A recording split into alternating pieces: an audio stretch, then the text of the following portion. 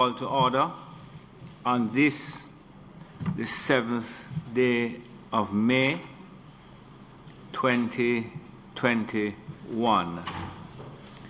As indicated, before we commence the business of the day, we pay tribute to a former member of this Honorable Senate, Senator Ambassador, the Honorable Anthony Johnson, a member of the Order of Jamaica, who passed recently. It is my intention to say a few words and then to open this meeting for contribution of the members in relation to tributes to former Senator Johnson. We welcome with us today Mrs. Pamela Johnson, of course, the wife of Tony, Miss Olivia Wilmot, his daughter, and Miss Charmaine Parry, who is not here but who I'm sure is watching from the United States. Both Pamela and Olivia are sitting in the chamber with us, and Alexander, his son, who is sitting in the gallery. So we welcome you all here this morning.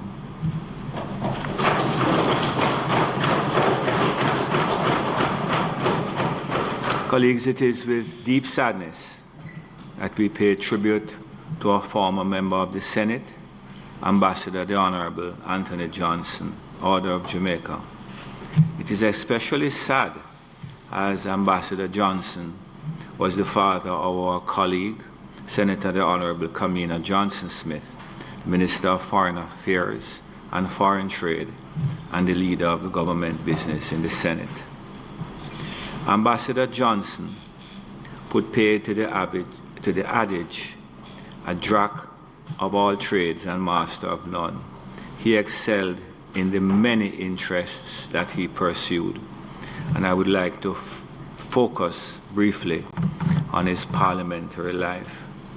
Ambassador Johnson was a parliamentarian for almost 3 decades. He began and ended his parliamentary life as a member of the Senate. In fact, 17 of the 27 years he spent at Parliament, he spent as a senator. He also served for two terms in the House of Representatives as a member of Parliament for the constituency of St. Catherine North East. During his tenure, he served as a Minister of State in the Ministry of Industry and Commerce, Minister of State in the Ministry of Agriculture, and the leader of opposition business in the Senate. And I think certainly for those of us who had or have memories of him as a senator, hold those memories extremely dear. I count myself fortunate of having served in the Senate with Ambassador Johnson. He took an interest in the welfare of others and was always warm and engaging.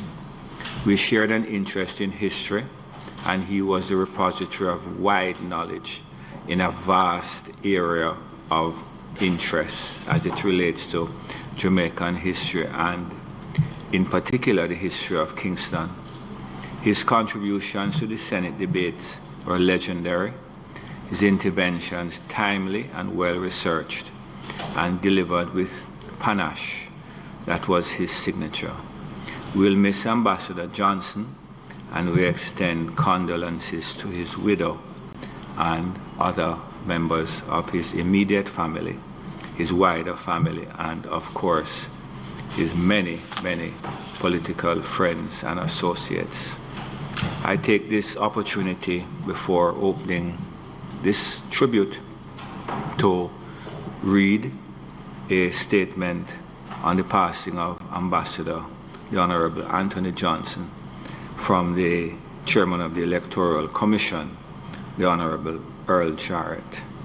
The Electoral Commission of Jamaica is saddened by the passing of a former member of the Electoral Advisory Committee. Ambassador the Honorable Anthony Johnson served as a nominated member of the EAC, now the Electoral Commission of Jamaica, from 1990 to 1996. During his years of service, he made a tangible and invaluable contribution to the reformation of the Jamaican electoral process. Ambassador Johnson, then a member of the Senate, served the EAC at a pivotal time in Jamaica's political and electoral history, when the committee made significant efforts to adjust the electoral system in response to violence and malpractice that marred our electoral process and the inefficiencies in administration in the electoral system. During his tenure, the EAC championed significant electoral reforms, such as the development of new and continuous registration system and the use of fingerprint technology to maintain an accurate voters list. Jamaica has truly lost a devoted countryman, a man of integrity who contributed boundlessly to the public and private sectors, as well as to academia.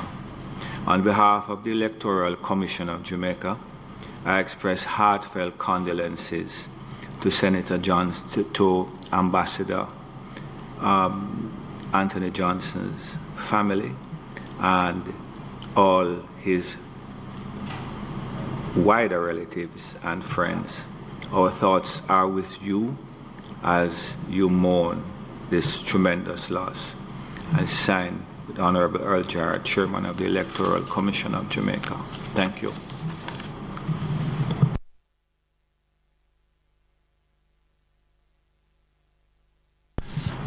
Senator Golden Campbell.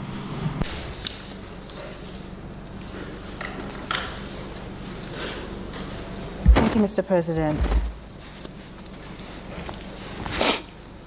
Mr. President, there's much to say about the service and accomplishments of the late Ambassador Anthony Johnson, a private sector executive, Minister of Government, Member of Parliament in both houses, diplomat, historian, university lecturer, and writer. His endeavors and activities cover a very wide spectrum. You have spoken, Mr. President, about his parliamentary career, having served first in the Senate from 1980 to 83, and again from 1997 to 2007, and as a Member of Parliament for the constituency of North East St. Catherine from 1983 until re-elected again in 1989 and 1993. 27 years of service, Mr. President, to his country, which we all know he loved so very much.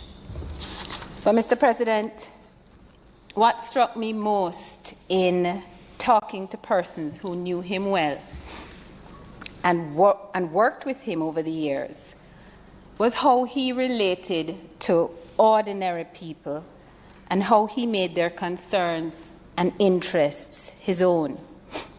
The plight of a single mother struggling to feed her children and send them to school was as important to him as a major World Bank project, which he was assigned to oversee.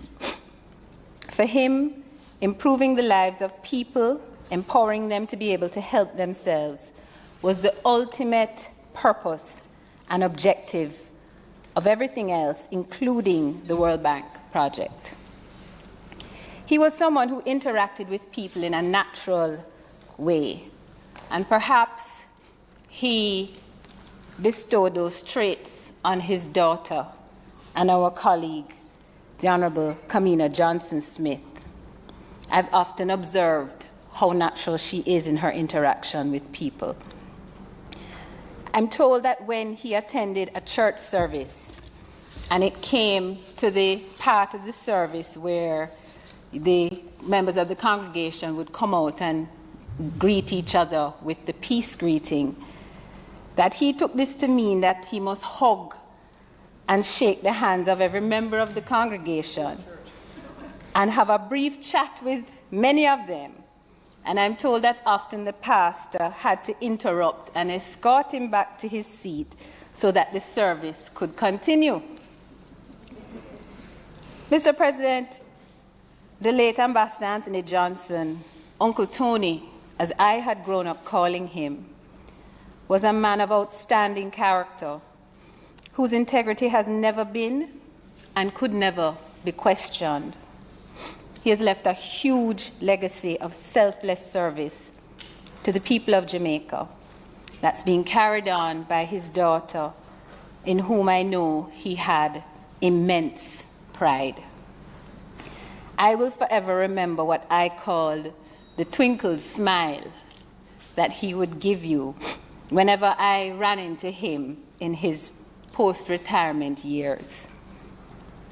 I wish my friend, Senator, the Honorable Kamina Johnson-Smith, the happiest of memories of him, and the entire family, the comfort and peace of knowing how loved he was and how appreciated he was as you celebrate his life. May his soul rest in peace, and may light perpetual shine upon him. Thank you, Mr. President. Thank you, Senator Goldenkamp. Senator Bunting. Thank you, Mr. President. Mr. President, I welcome this opportunity on behalf of the opposition to pay tribute to Ambassador the Honorable Anthony Johnson, erstwhile parliamentarian. Not because I knew him well personally, although we met on a number of occasions, but the period during which we both served in Parliament, I was in the lower house and he was in the Senate. So I miss some of the personal anecdotes that I've been hearing members sharing since his passing. But I continue to be struck by just the diversity of his contribution and the span of areas that he influenced and the organizations, the institutions, in addition to the national contribution he made in Parliament and in the public sector generally. But you wonder, notwithstanding his long life, how it was possible to be involved in so many endeavors. Private and public sector, academia, first executive director of the private sector organization of Jamaica. Second, one of the papers had it wrong. But I think it was during a very active period in the private sector organization. Senator, MP, minister, ambassador, high commissioner, journalist, economist, university lecturer, historian. And as I listen to the tributes in the House, I keep hearing of more and more areas that Ambassador Johnson contributed to. We often get up in this Parliament to pay a tribute to a former member, and I've said before, I sometimes think the few minutes that we give is insufficient to really properly honor and acknowledge the contribution. But I'm happy that in the case of Ambassador Johnson, the government found it appropriate while he was alive to honor him with the Order of Jamaica. And I am very happy for that. He was Jamaica's first council member of the Parliamentarians for Global Action. And he, in his own family, started the tradition of those families who have contributed through multiple generations to representational politics in Jamaica. The Manleys, of course, the Gallimores, the Pearts, the Pagans, and even the Cousins, who we now have young Lothan Cousins, whose father was a well-known councillor for the Hills Division. But there are not that many families, and truthfully, it is such a sacrifice for one generation and for multiple generations to make that sacrifice. It's something that I think we should acknowledge and be grateful for. Having myself served with you, Mr. President, on the Electoral Commission of Jamaica, I think we understand the pivotal role that the EAC played during that period in transforming the nature of elections in Jamaica. And I have the personal experience of my first election was in 1993, before most of those reforms had taken place. And it was an entirely different experience when I came back into representational politics post-2000 to see the tremendous amount of work that had been done and how it had improved and transformed the nature of our electoral democracy. As I have scrolled through the various stories and listened to the tributes, I am struck that there are quite a few things, experiences that Ambassador Johnson and I have in common, having served both in the private sector, public sector, then political representation in both houses, and EAC and ECJ. And it makes me understand why his daughter and I have such an easy rapport in terms of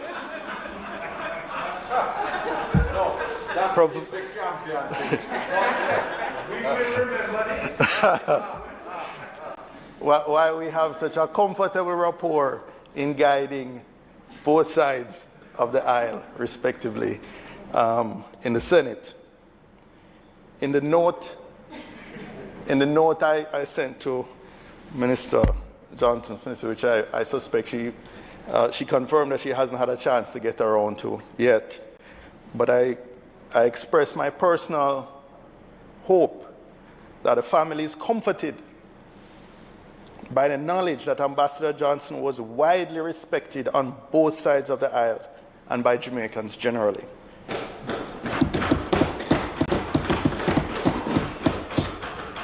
Both for his national contribution and, quite frankly, for his affable personality.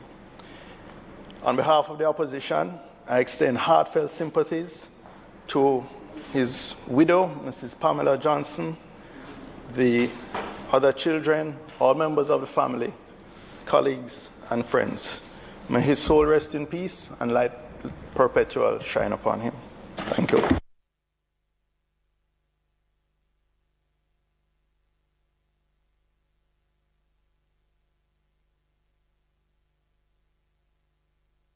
Thank you, Senator Bunting. Senator Rodriguez Campbell. Thank you, Mr. President.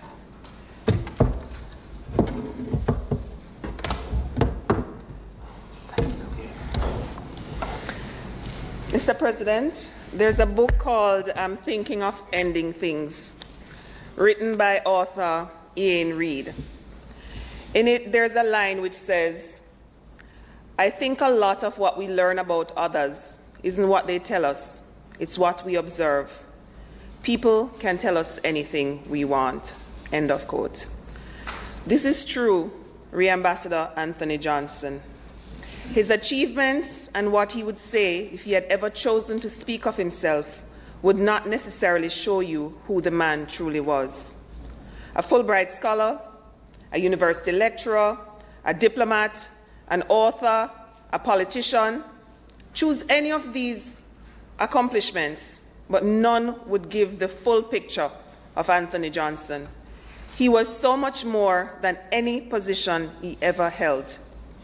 Mr. President, I first met Tony Johnson many years ago in Gainesville when I was a child. My grandfather, who was alive and loving all things political at the time, showed me a tall, lanky man who he said was the JLP big man for the constituency across the street. So my grandfather actually lived in Western St. Mary, and across the street on the border was Northeast St. Catherine, which was Tony Johnson's seat. To be honest, at the time it meant nothing to me, and I truly did not care who this man was. In my mind, he was just another politician. Mr. President, fast forward years later when I entered university and got involved in politics, our paths crossed again. This time I paid attention. Ambassador Johnson was more than a politician. I remember thinking, no sir, the man is bright. I felt this way not because he was showy or needed anyone to be convinced of his cerebral acumen. It was the meticulous choice of words and the depth of analysis which sometimes flew above heads that was the giveaway. He was never really trying to impress. His thought process itself would be a certain type of cross between impressive and dreamy. Fast forward again to 2008, and myself and Ambassador Johnson both served our country at our embassy in Washington, D.C. I remember someone commenting early in the game that we had an unusual ambassador. Not one who focused on flair or proving anything. What we got was a country politician who focused primarily on what he could do to help Jamaica. He had big ideas, some of which did not sit well with the career diplomats, but I was excited, and rightly so. Under his leadership, Jamaica hosted its first diaspora youth conference in the United States. We managed to pull off a feat that had previously only been an idea. Jamaican young people gathered in Florida and rocked our minds with ideas they had for this country. Several of those individuals from that inaugural meeting still work hard to this day to contribute to Jamaica in different ways. I also remember that no one rallied the Caribbean community like Ambassador Johnson for help for the people of Haiti after the devastating earthquake of 2010. The heart of the man, coupled with the style of a country politician, worked hard to raise funds and provide support for our Caribbean neighbor. Those are just two of the things that I could speak of that happened during his tenure as ambassador. But I know I only have a few minutes. You know, I've been wondering, how will his wife, Pamela, and children, Kamina, Charmaine, Alex, and Olivia, wade through, but more importantly, preserve the legacy of his writings? I feel as though there was never a time when Anthony Johnson was not writing a paper or a book or fleshing out a concept. So many ideas, so many thoughts, all from one man who loved his family and his country in the purest of forms. There were times I would go to his office while we were in DC to update him on something we were working on. But instead of briefing him, I spent the time listening to new ideas he had always had in his mind to help Jamaica in his capacity as ambassador. I will share two with you. And I'll share these two because they have not yet happened, and I'm hoping they will. Ambassador Johnson was convinced, while eating a patty one day in his office, that Jamaicans should open patty shops in every airport and not let just the Italians have Italian restaurants on every corner. And he was convinced this is something that Brand Jamaica could do.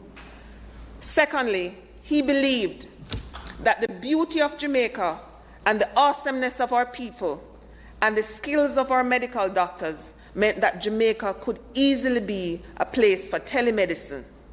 And in this time of COVID, the opportunity is here with us now more than ever before. This was another dream that Ambassador Johnson had, and it absolutely made sense, and it makes even more sense now. Funnily enough, he thought that Linstead I never found out why Linstead, but he thought Linstead was a perfect location, a perfect hub for this kind of a thing. I could go on and on about a man who was actually larger than life, but never acted as such. This man who filled a room with his laughter and his genuine heart, a man who cared and used his brain to do what he thought possible for his country, a man who lived several lives between 1938 and 2021. Ambassador Anthony Johnson was never one thing. He was a whole heap of things. Today, I take this opportunity, Mr. President, to say thank you to his family for sharing him with Jamaica. I'm not sure you really had a choice, but I still say thank you. And thank you to the man himself who taught me to make the best homemade rum punch ever. His rum punch became famous in the diplomatic circles of Washington, D.C. Walk good, Ambassador. Say howdy to the others for me, and make sure you keep laughing and being a true statesman and country-style politician. Thank you.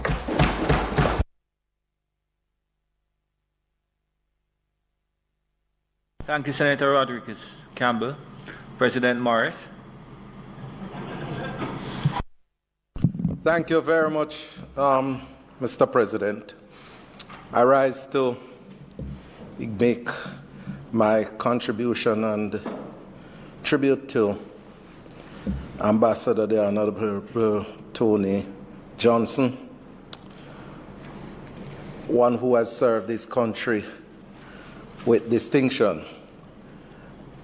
Mr. President, this Parliament has been blessed with many individuals of varying character. And Anthony Johnson is one such individual. I served with Ambassador Johnson in the Senate for 9 years, between 1998 and 2007. And Mr. President, it was an interesting time and period in my personal life as a rookie to the Parliament, and so there was a lot to learn.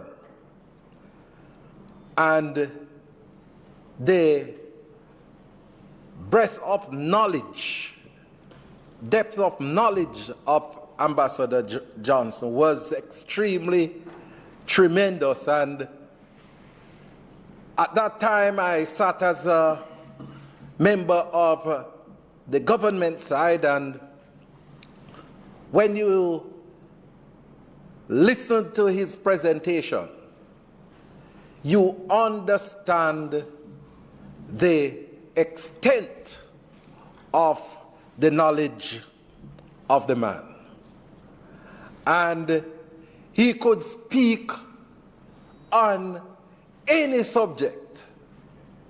And my partner who I sat with in the Senate, Senator Neville Clark, sometimes we would say to ourselves, why? I should only talk.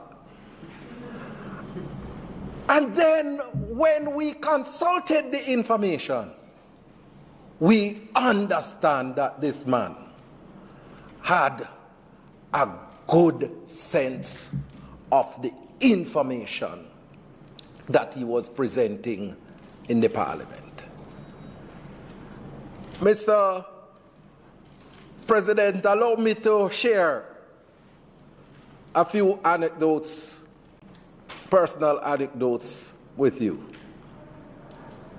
You know, there was a time when we were sitting in the chamber and the debate was raging, and Senator Johnson was on the opposition side, and Senator Clark looked across and touched me and he said, what Senator Johnson sleeping off. And I laugh at him because, as per usual, everybody believes that I'm seeing. So, lo and behold, the speaker ended, and boops, Senator Johnson jumped on his feet, and he could relate to every single word that was being uttered in the debate.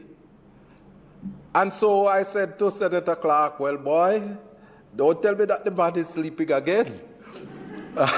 Because that couldn't be a sleeping man who was able to follow the debate so with such clarity.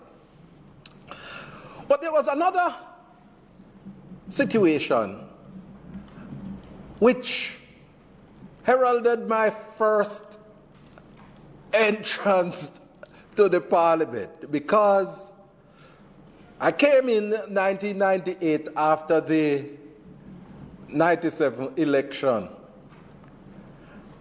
and the results for West Central St. Andrew was inconclusive, and there had to be there was a ruling for a runoff. And at the election, there was a big headline that came out in the paper, you know, with Senator Johnson in a cafe bib. And I came to the parliament very animated that I'm going to go after Senator Johnson. And I did came to the parliament and made a presentation and called for his resignation. And I tell you, when Senator Johnson got up to respond, he said to me, "You come here and going down a blind path."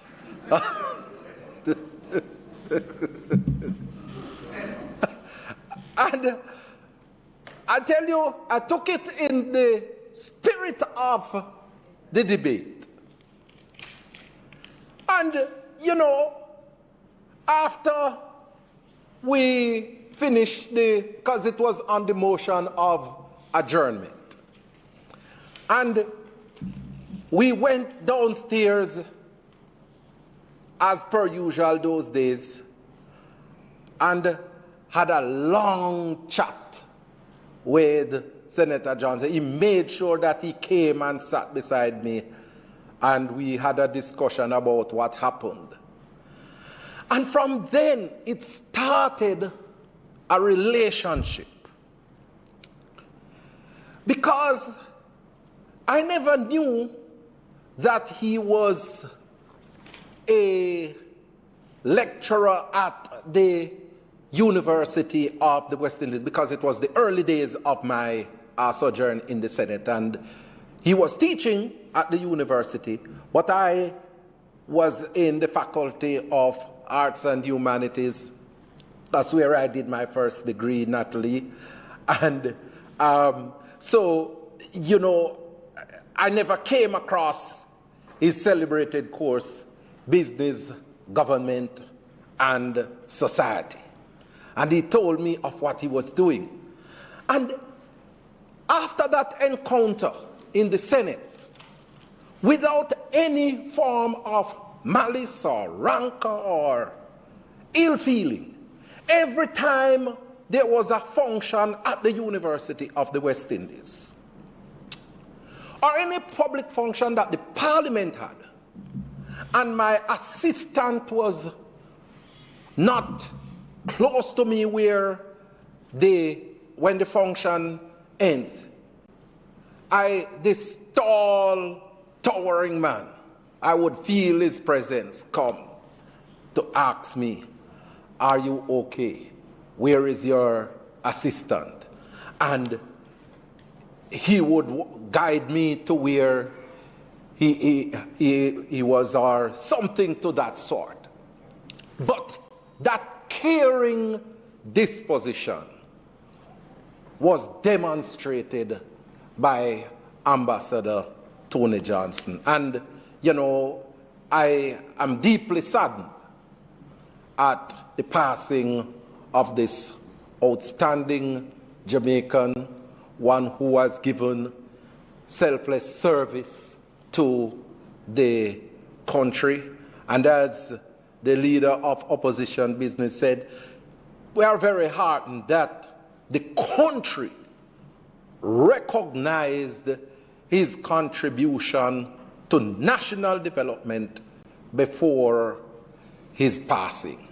Because too often we have individuals who sacrifice for this country, because his family will tell you that it was a sacrifice that he made for this country.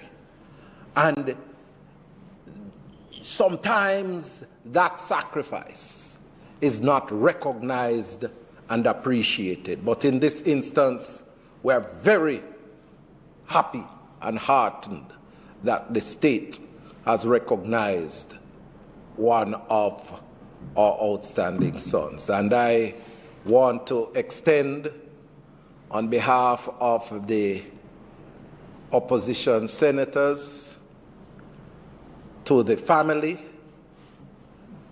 and especially Minister Johnson Smith and his wife, our profound condolences, and we wish that in this time of bereavement that you will understand that your father came and he made his contribution, and he has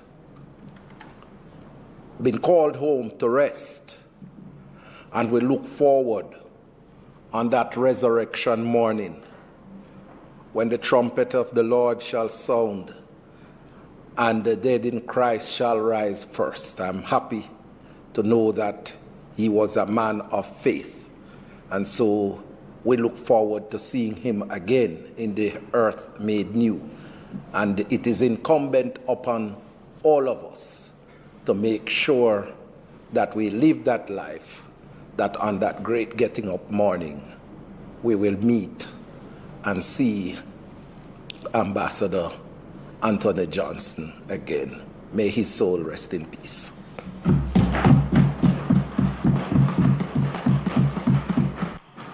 Thank you, Senator Morris. Senator Cavan-Gill.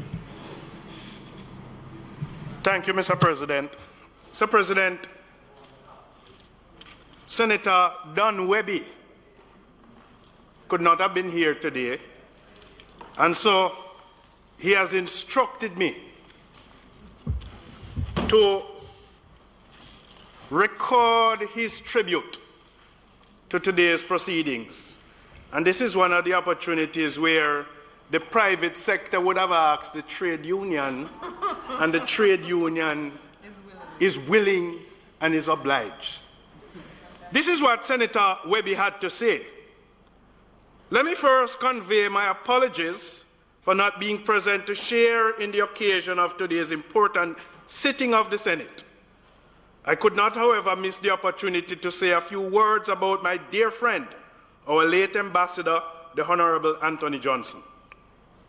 It is my distinct honor and a privilege to pay tribute to Ambassador Johnson, who during his exceptional life of service left his mark on so many critical aspects of Jamaica's post-independence history. Statesman, diplomat, economist, university lecturer, humanitarian, in whatever role we knew him, and from whatever vantage point, Ambassador Johnson stood apart as an extraordinary Jamaican. He has left a legacy in both our public and private sector, to which few can compare, and so today we honor his legacy by remembering an amazing person who played such a special role in the lives of all Jamaicans.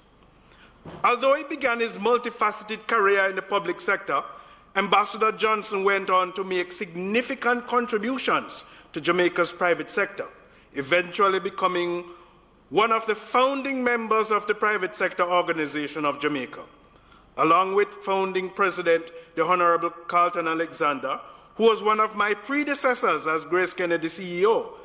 Johnson and other founding members established the PSOJ in the 1970s, which for over 4 decades has served the interests of Jamaica's private sector. Ambassador Johnson stayed true to the vision of the PSOJ throughout his life and was an advocate for Jamaica's private sector. He believed strongly that Jamaican-owned companies could compete with the best in the world, which was something he told me a few years ago at a meeting of Grace Kennedy stakeholders. He was also passionate about corporate governance and defended the rights of minority shareholders. Ambassador Johnson also believed strongly that the Jamaican private sector should be led by a Jamaican-owned business. In short, Ambassador Johnson believed in Jamaican business. Ambassador Johnson believed in Jamaica.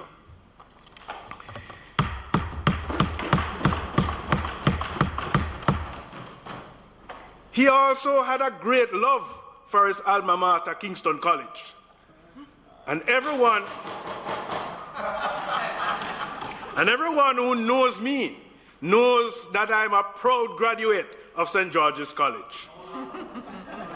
Once we discovered this about each other, Anthony and I would go on to have many discussions about who was on the right or the wrong side of North Street. He would also win when it came to the point about who did better in champs. But I would always win the rebuttal by asking him, who was the founder of KC? A Georgian. Like many other private sector leaders, Johnson's love for Jamaica eventually brought him into national service, where he served as a senator and as a member of parliament. Throughout his tenure as a senator and member of parliament, Johnson also lectured in the Department of Management Studies at the University of the West Indies, Mona campus, shaping the minds of Jamaica's future business leaders. Notwithstanding his retirement from public service, in 2008, Johnson continued serving our country's interests overseas as Jamaica's ambassador to the United States and permanent representative to the Organization of American States. He also served as Jamaican High Commission to the United Kingdom of Great Britain and Northern Ireland, and as a non-resident ambassador to the Republic of Finland, the kingdoms of Sweden, Norway, and Denmark and Ireland between 2010 and 2012. That was during the period of my transition to becoming Grace Kennedy's CEO, and I recall during a business trip to the UK, being driven around by Anthony, who went above and beyond to ensure that I received a warm Jamaican welcome despite the grey cold of London. Over the years, Ambassador Johnson could go on to provide a lot of encouragement and support surrounding Grace Kennedy's expansion in the UK market, demonstrating just how much he believed in Jamaica and Jamaican businesses being on the world stage. And these are just the highlights of Ambassador Johnson's life. Well-lived, a life that demonstrated commitment, service, and compassion. Albert Einstein once said, quote, "The value of a man should be seen in what he gives and not what he is able to receive," end of quote. And I know that we can all attest that Ambassador Johnson was indeed a man who gave so much to Jamaica and to everything he was a part of. Cherished colleague, scholar, and a friend, Anthony will be missed by many, but never will he be forgotten for those who were fortunate enough to have known him. My sincerest condolences to his wife Pamela, his daughter, our fellow Senator and Minister of Foreign Affairs and Foreign Trade, the Honorable Kamina Johnson-Smith, his other children, Charmaine, Alex, Olivia, and all his loved ones. Ambassador Johnson was a selfless patriot who dedicated his life, work to our country. Let us all continue to pay tribute to his memory as we offer our service to Jamaica, land we love. Those were the words of Senator Don Webby in paying tribute to Ambassador Johnson.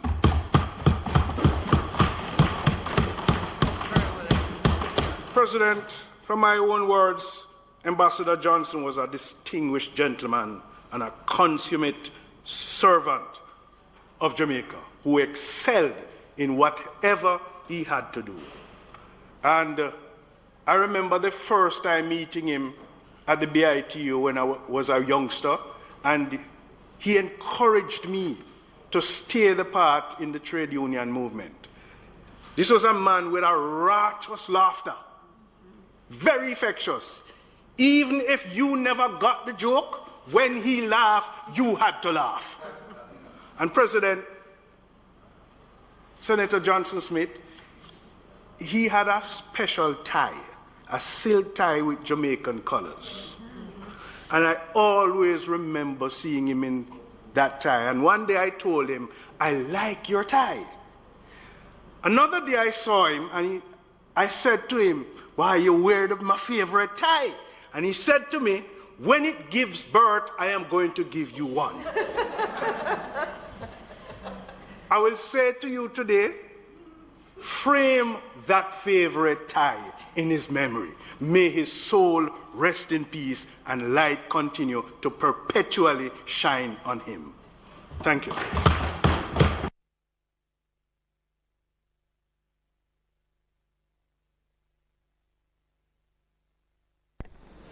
Thank you, Senator Webby. I know that you are watching. He is in quarantine, by the way, Leader. I thank you, Senator Gale, for the excellent delivery of Senator Webby's tribute. And your own as well. Senator Crawford. Thank you, Sir President. I stand in the more substantive role, not as senator, but as a past student of the great Kingston College. And I hope to offer our condolences as all members of Kingston College are now feeling sad but still grateful for the contribution of Sir Johnson and the Johnsons to Kingston College. I tell a story of the first time I ran an election in 2011, and a poll came out about 8 days to say I'm 11 points behind. And 8 days after putting in my best effort, a poll came out that I'm 13 points behind. I lay down in my bed and I said, boy, it don't make no sense. I'm not going anywhere because it looked like I'm going backwards. And I stayed in my bed for about 4 hours until I reminded myself the brave may fall but never yield. Aye.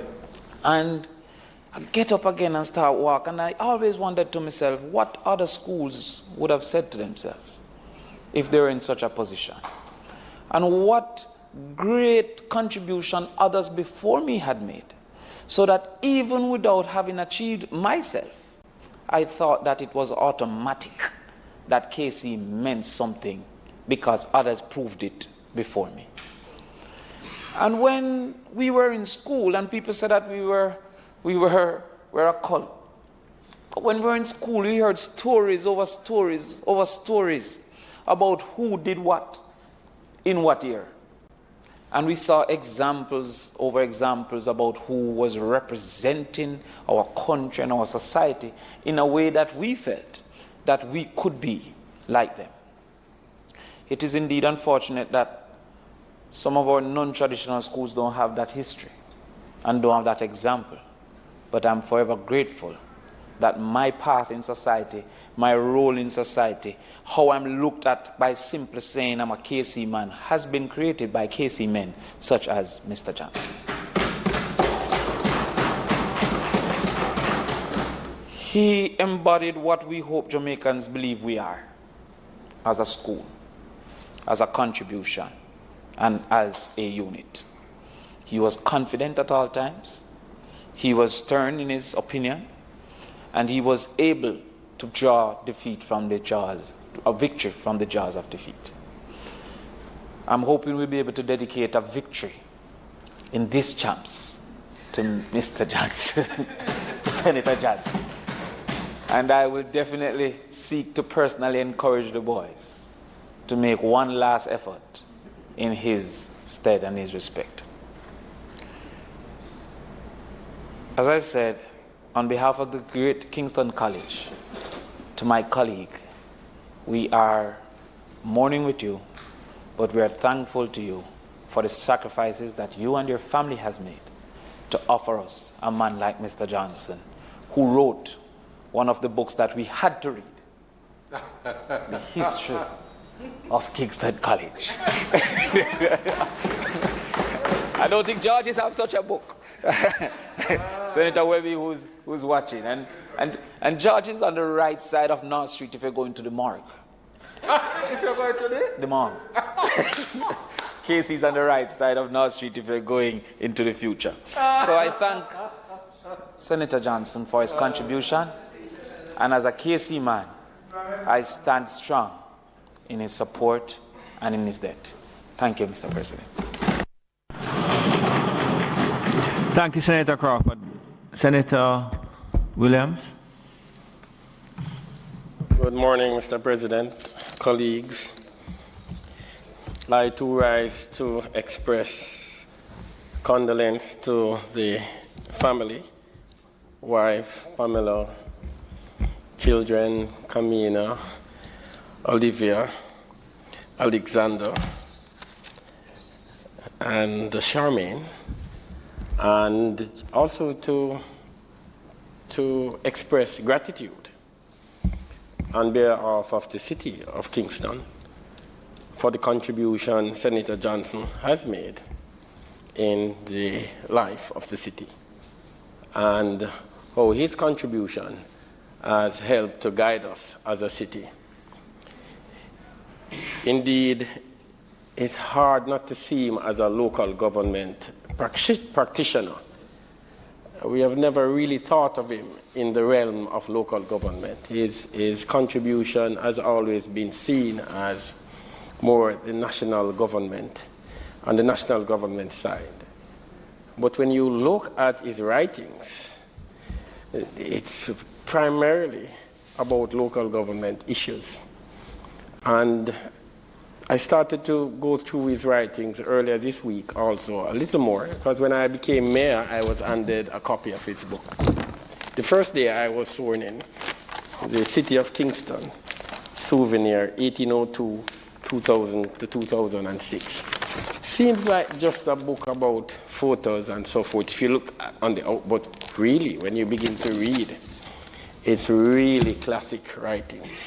And so I started going through it this week, just picked it up and started reading through, and I was like blown away.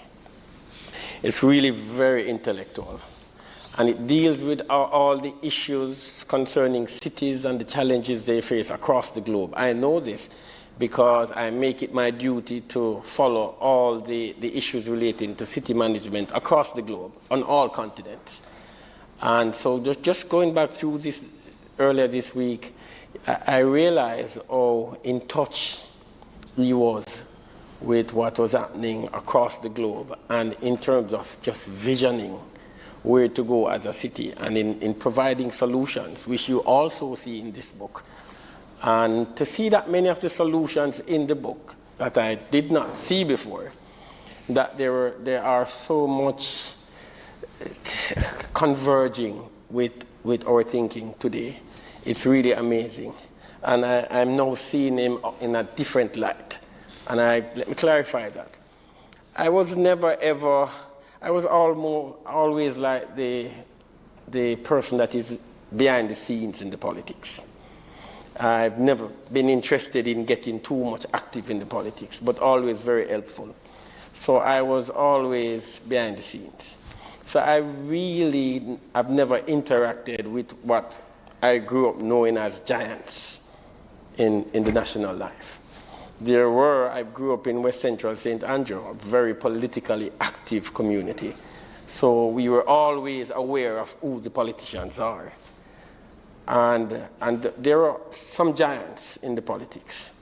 And I'd just like to say to the family that among the giants, he was one of the giants in the politics. And there were like Edward Seaga and others.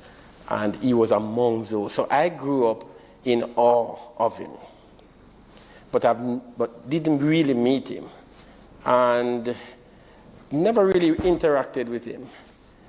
And just to show how laid back I was in terms of the politics, but always in awe of him. I remember the first time I saw him when I went to Belmont Road. It was always very infrequent. I was like, I couldn't believe it, that I was so close to someone that I grew up, holding in high esteem, like in awe, and just actually coming so close to the person. And Senator Johnson, I'm not just saying it because I really mean it. And because growing up in the politics of that era was really a challenging era for the country. And those men were seen from our standpoint as really giants. And it's across party lines, so I don't want to think that it's just JLP persons. Those are really across party lines. And now to come and to read his writings. So I did not interact with him in life, but now I'm really interacting with him through his writings. And because his writing is so heavily focused on local government issues, it's really, I think the interaction is really deep, and deeper than some of us who are just at the national life level. And so I think the family, I really appreciate it. I really appreciate his writings and the books. I just like, before I finish, to just, if I am permitted, to just go through a few sections that, and when you read the book, and I'm sure Kamina and family members, you would have gone through the book somewhat. It's hard to pick out any section. It's really just capturing you. You're really engulfed in the book. So there are sections just outlining historical facts, and you find them very interesting. I've always said to persons that the history of the city of Kingston is an amazing history. And then when you read his writings, you see that. But then you move to other areas like within the book, dealing with issues of culture, the economy, business, sports, entertainment. It's just that wide. And then looking at how you're going forward. When I read in it, even the issue, the very sensitive issue of moving from single-family residential homes to multifamily. Even within his writing, that issue was already very present in his mind. And he was speaking about it, and as a major issue within the city, but also saying to us, this is where cities are going.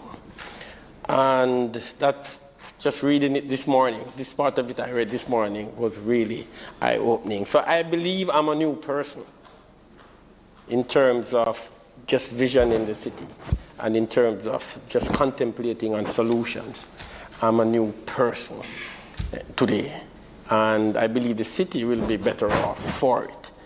And I certainly would say to all my colleagues in council that they need to read this book. I will also say to my colleagues in the Senate and in central government that they need to read this book, because a lot of what has to occur must be led by the central government, and it's really contained in his writings. So I like to just read a few sections. I find some very interesting parts of it. I just look at his preface. It says, and I try and read very quickly, so you might not pick everything up, but just. So this is my third book on the subject of the capital city of Jamaica, the first. Kingston, Portrait of a City, was published in 1993 and concentrated on the history of a town which was founded in 1693 and had evolved from being a colonial outpost to the capital of a modern state. The second, in 2002, City of Kingston Souvenir, concentrated on the pace of modern life in the metropolis and celebrated the bicentennial of the Royal Charter granted in 1802, which created the city. Finally, the book examines critical policy options for the growth of Kingston. Starting with the views of the 50th mayor, it presents an analysis by consultants in 1966 who had planned for a modern cruise shipping and international shopping and financial center. So that's one section. I just read that because cruise shipping is a major feature in terms of our direction as a city. I'd just like to read a few other sections. Let me just quickly turn to page 85.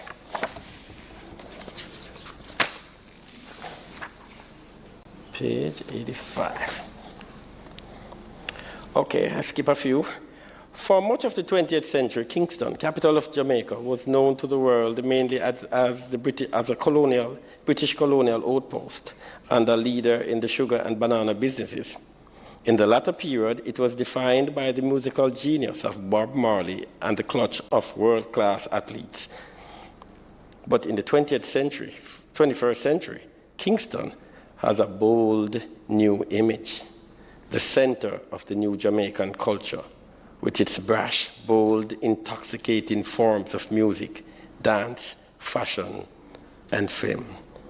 This Kingston continues to expand. The 21st century has seen a new globalized economy blossoming across the earth, with each country and region registering disparate symptoms of social, economic, political, and even military responses.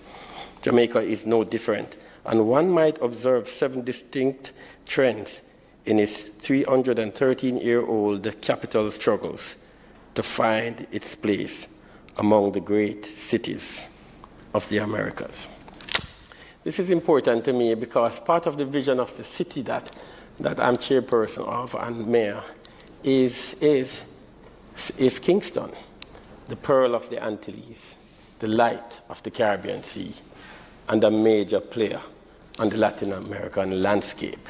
That's the vision we have for Kingston. And that vision is fully represented in this book. I find it amazing, seriously amazing. And it shows that sometimes you think that you're the owner of a vision. Like, we come up with ideas and we think, oh, this is my idea. But then if you read carefully enough, then you realize, really, it's not your idea. And it belongs to someone else, which means that it doesn't matter whose idea it is. It is providing the path and pursuing the idea to its logical outcome. And that is very important for me. And so again, I say to the family members, the city of Kingston is really indebted to your family for the legacy of the writings of Ambassador Anthony Johnson. Finally, I like to say a piece of history that is, maybe most of you know it, but I didn't. That Dallas Castle, Dallas Castle up in Kintyre, that was named after a Scot who came to Jamaica to live, and then had children here, and contributed largely to the coffee industry in Dallas Castle. But did you know that same Dallas family, that Dallas in Texas, is named after the same Dallas family? That Dallas Castle, the Jamaicans. And that the city of Waco, we all know that city, right? Yes, that city, as part of the founding of that city, were also Jamaicans who contributed lands. As a matter of fact, the founders of the Gleaner Company And so the impact of Kingston on cities across the globe is immense, some of which I did not know. I owe it to this book, and I cherish this book. The final minute of my speech is that this morning, while I found it so interesting, it's like the convergence of many things for a greater good. I was going through the book this morning, and then when I don't normally get these text messages, that, you know what, I'm going to read the text message, because it's really important. It is how the text message came across to me when I got it. Please, no cameras, I don't want anyone to see who wrote it, but a colleague, a counselor. While I was reading this book, this is the message that came. Good morning. I trust you are well. Just blessing you up and wishing you a wonderful day. You know I genuinely want you to be larger than life. We can guess who sent that? No. The absolutely best mayor the region has seen, right? I know it is possible. You will be the mayor that mayors across the Caribbean region look up to. No, that's not the part of it that came. My response was like, we go about our daily business, not thinking about how great we're going to be. We go about pursuing the dreams and our commitments and policies, not really thinking about how great we'll be at the end of the day. But what struck me about it was that this came at a time when I was contemplating on a lot of the views of Ambassador Johnson, a lot of the way forward. And this just came at the same time. Normally don't get these messages. So for me, it was like this, like the hand of God, a timeless God, a God that is not limited by time, but the hand of God is acting in time to create a glorious Kingston. And so that's how I got the message that at the same time I'm going through this book and seeing all the great ideas. Even the idea about, I'm finished now, even the idea as detailed, no, the ideas are very detailed, and that's, I mean, even the idea about Barry Street and Tower Street becoming really main roads, connecting one end of the city, the downtown of the city, to the other, turning them into really fast-moving roadways to move people from one end of the city through the center of the city. And that as a solution, even Duke Street, and removing the on-street parking to allow for free flow of vehicular traffic through in and out of the city. Even that idea is so detailed as an idea. And that is so in line with the thinking, the current thinking. So again, I finish by saying, really, this is a good read for anyone. It's a good read for senators, a good read for central government ministers and cabinet members, because the city of Kingston and its transformation and the direction that it takes is very, very important to Jamaica. I say as I close, Jamaica cannot develop without the development and transformation of Kingston. Thank you very much, and much appreciation to the family. Thank you very much. Senator Johnson Smith. Oh, I'm sorry. Thank you, Mr. President. I was just checking if anyone else from the other side was going. I had to take the opportunity to add a few words. I grew up in Clarendon. I grew up on a farm in Clarendon. And there were certain national figures that always stood out in the mind. And we have heard of the many accolades of Ambassador Anthony Johnson. But I want to relate to what I connected with in my distant relationship with him that I think a lot of young Jamaicans at that time saw in Tony Johnson. And for me, he was one of those males that you could see was a man, that you could see defined manhood, fatherhood, academic, public servant. And he was one of those persons who, before we knew the term multitasker, he was actually mastering it. And I wanted to just extend my level of gratitude to his family for the support that you must have given and the sacrifice that you must have endured to allow him to play the role that he played in all our lives, on national scales and international scales. Having lost my own mother, the one thing I will say to the family, and especially to the children, is live a life that continues to make him proud, and he will always be smiling and will always be alive.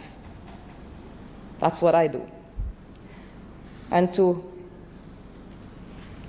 Pamela, I can just imagine you're hurt, but know that we're all giving hugs as we are to Camino. And I just want to say that one of the few times that I actually met him in my adult life, that immediate sense of care and he just commanded that level of respect and oozed fatherness that he immediately embraced me. And it was actually where he gave me one of those books and he signed it. And I immediately treasured that because I knew what that was. And it is on my shelf as one of my most precious collections. And I just want to say that at this time in Jamaica, within our society, when we are sometimes challenged to find mentors and persons who live lives, especially as a man, we can reflect on Tony Johnson and who he was.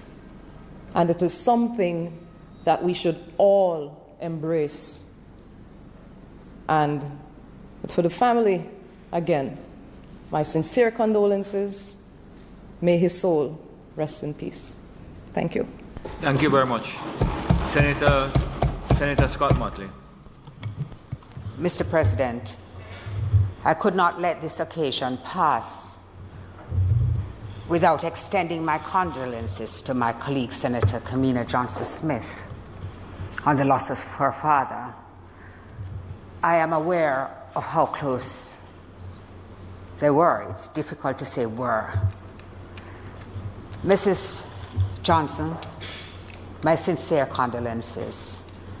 I know we are here talking about a great man and his stature nationally and internationally. But for you, you've lost a husband. And I know how painful that must be. Olivia, I extend my condolences to you and to Alex. As I listened to everybody speak about him, a thought came to me, and I think that is what I want to share with you. It's one of actually my favorite quotes, and it's from George Bernard Shaw. And he says, "I want to be thoroughly used up when I die. For the harder I work, the more I live. I rejoice in life for its own sake. Life is no brief candle to me. It is sort of a splendid torch which I have a hold of for the moment, and I want to make it burn as brightly as possible before handing it over to future generations. That is what your father did. He has left a tremendous legacy in so many areas that you can't even count them. Everybody had a different take on the impact that he made on their lives personally. Well, I loved him as a historian because I love the churches downtown, I love the architecture, I love heritage, the building up at Duke Street with the Widow's Walk, and he was just, could tell you everything about him. I know that you loved him differently, as well as admiring him. His life was well lived. I hope that the nation will find some other way apart from the Order of Jamaica to honor him. And certainly Casey will have to. And I pray that his soul will rest in peace, if it pleases you.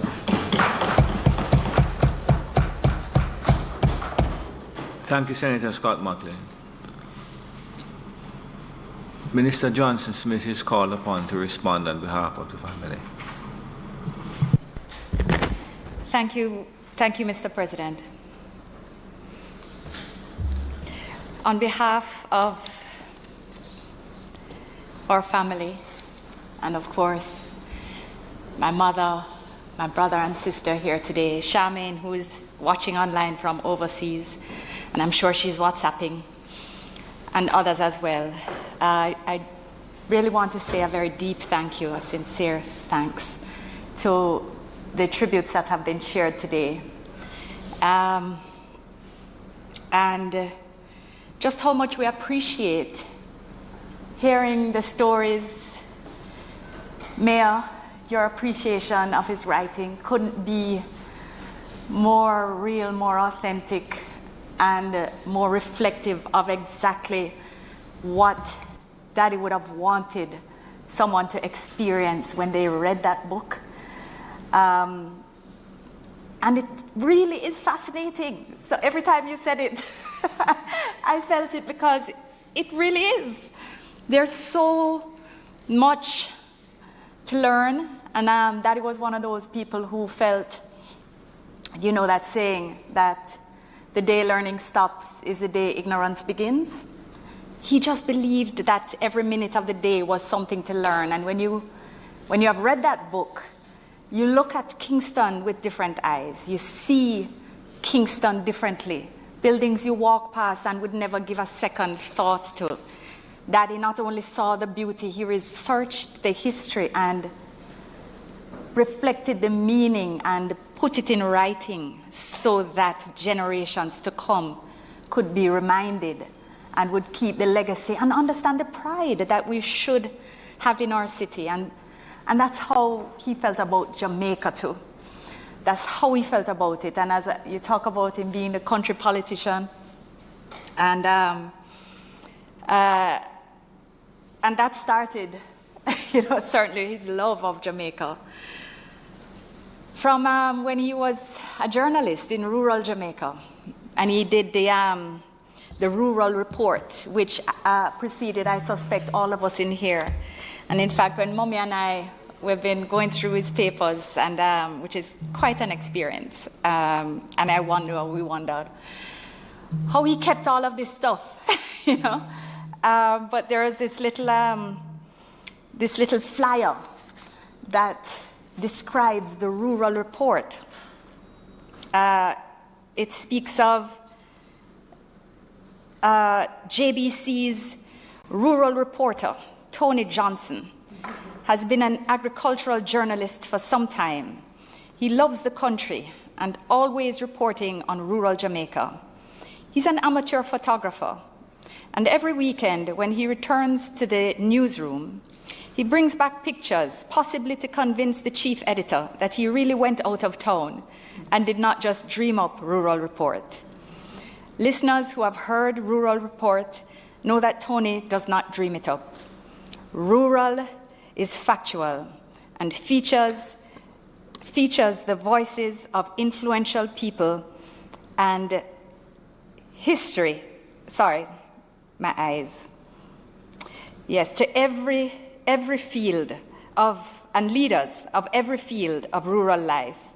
For the first time in the history of radio, news from the outlying parts of the island is being given the dignity and prominence that it deserves.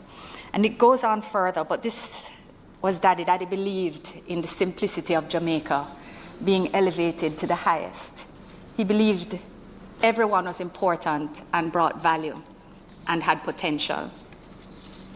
And he always said that there's no way he couldn't love Jamaica and give to Jamaica every day because Jamaica had given him everything. And when he said that, he never meant it materially. He meant it in terms of the torch. He meant it in terms of having been born in humble beginnings with the kind of dislocated childhood that many Jamaican children know.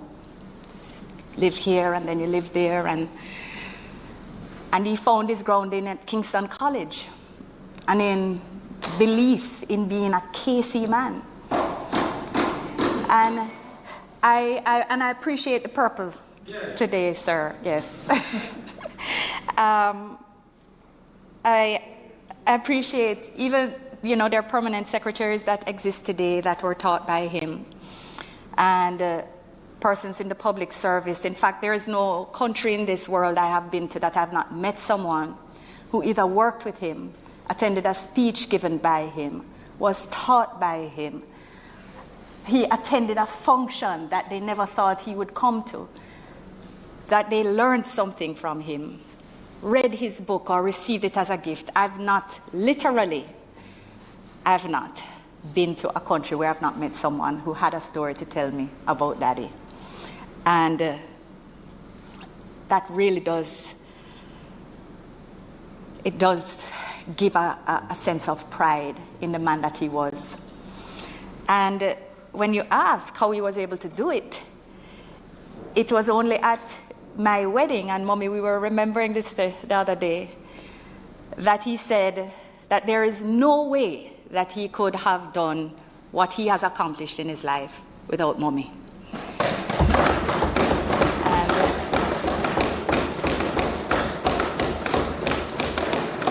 And he was in fact calling on all of the politicians present, because there were quite a few at his insistence, that they must recognize their wives and the role that is played by a political wife in supporting the work that is done, the contribution to Jamaica. Everything else in the speech was about national development. I do not know if he mentioned me and my husband, and it is one of my regrets at not having filmed it, was that all I can remember. He was speaking about the development of Port Royal and how important it was, and the fact that the decisions that needed to be taken. Literally, this is what I remember from Daddy's welcome to my wedding, to Jason and my wedding. And we did have it at a historical site. We held it in Port Royal because we both love history too, and also, of course, we all love history, and Daddy, made us all appreciate it. There's a story about everything. And in fact, my brother had said the other day, and I think he put it in a post, that he's quite sure that Daddy is in heaven now sharing with the angels a little bit of the history of heaven that they might not have come across. Because if there is a little bit that they might not have come across, I'm quite sure he's the man who would have researched it. And as Floyd mentioned earlier, he would have gotten it right, because that was the nature of the man. But he lived by example. He set a good example for us, and sort of, I think, subconsciously embedded in all of us the same love of Jamaica, the same desire to serve in one way or another. Olivia is in early childhood. Issa was in the JDF and Justice of the Peace, and Charmaine studied sociology and psychology. And there's just an understanding of contribution that should be greater than self. And Damien, you would probably not know that, even with the KC man who would be having his extra classes for disadvantaged youngsters on the weekend and stuff, it would be mommy who would be cooking the big pot of rice and the barbecue chicken and baking the cake and whatever. Yes, to make sure. You wouldn't have been one of them. You'd have been a high-performing young man doing all sorts of things. But to get them there, because, if you're trying to reach persons who are lacking in confidence and you make sure to have a comforting and nourishing format in which they come and then they learn. And so Mommy supported him in all of that as well, in the best and most tangible, and those who have experienced it most excellent way possible. But there are even greater things. Maybe one day, but but when it's very difficult to speak about it because there's so much, and I won't try and cover everything, although I do want to do him justice.